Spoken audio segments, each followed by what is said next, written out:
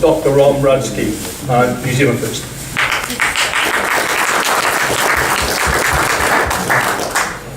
I've written it down because I'm not a politician. I tend to prepare for these things. So, tēnā koutou, tēnā koutou, tēnā koutou katoa. Good afternoon, everybody, and thank you for coming out today. I'm Dr. Romuald Edward John Rudzki. I'd like to tell you a few things about myself so that you know a little about who I am and what I stand for.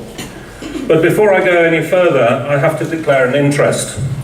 I'll be 60 in November and a card-carrying member of Grey Power. You can applaud at that. So I get a direct benefit from any improvements in the way the next government treats its senior citizens, as does our party leader, by the way. I suspect that going to hear politicians talk is rather like a visit to the dentist's.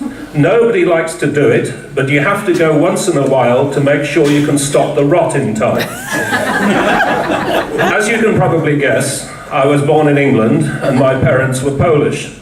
For the last 16 years, my wife, son and I have lived in New Zealand and are very proud and grateful to be New Zealand citizens.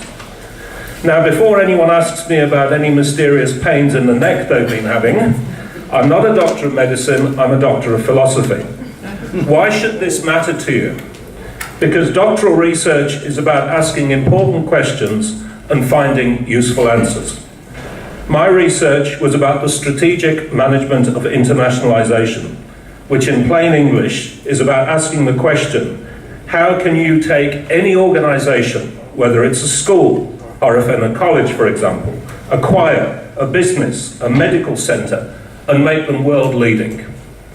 The answers may surprise you, but as this is not a lecture for postgraduate students at Massey University, where I used to teach, I'll just let you know the first part of the answer, which is that to become world-class, you firstly need to have the motivation or desire to want to raise your game and become world-class.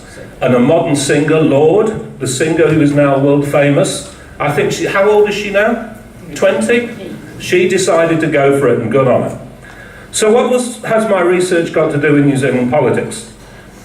For far too long, successive governments of both colours have lacked the motivation or desire for New Zealand to become world class, but have happily let others overtake us from the back of the field, rather than learning from the best and creating our own solutions.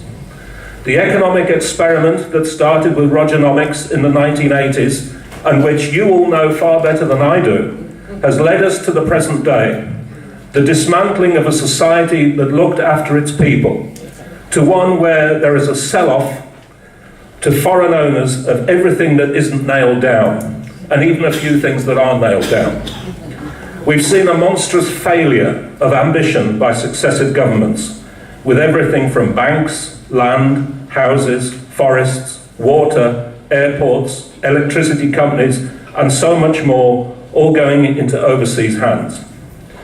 What were state monopolies are now private monopolies or cartels, and which have brought a whole heap of more problems, such as the absolute failure which is the housing market. As a result, we are slipping further and further back in everything from the bubble that is house prices, and which will burst. As history tells us, all bubbles eventually burst with disastrous consequences, to food prices out of control, to the scandal of child poverty and the waiting lists for hospital treatment. Who decided that tomatoes should be $10 a kilo? I didn't, and I like tomatoes. Over 10 years ago, I founded the New Zealand School of Export in order to practice what I preach. This is my day job, and I spend my time helping New Zealand export companies to successfully compete overseas. Because when it comes to winning export orders, coming second is the same as coming last.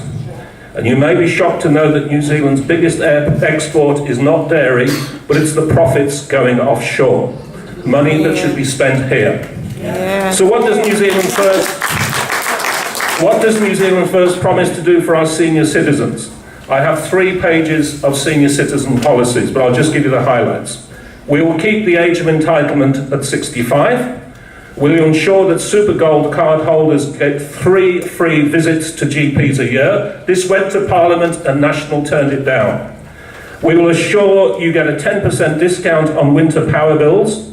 We'll enforce national standards for rest homes and home care. We'll ensure that adequate funding and direction is put into Alzheimer's, dementia and osteoporosis research, and we'll provide a regular inflation adjustment of benefits. Thank you for listening.